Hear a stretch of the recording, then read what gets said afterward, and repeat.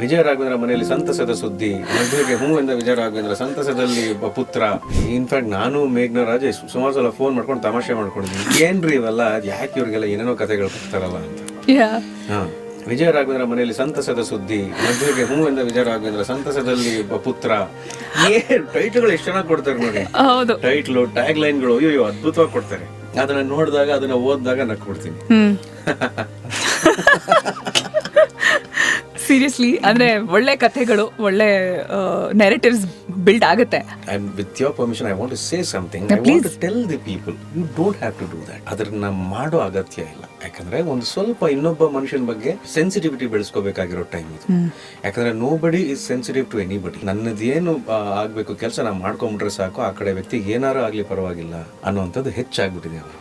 Social ಮೀಡಿಯಾದಲ್ಲಾಗಲಿ, comment ಸೆಕ್ಷನಲ್ಲಾಗಲಿ ಯಾರು ಅದರ ವ್ಯತ್ಯಾಸವನ್ನು ನೋಡ್ತಾ ಇಲ್ಲ, ಅದು ಬೀರುವಂಥ ಪರಿಣಾಮ ನೋಡ್ತಾ ಇಲ್ಲ.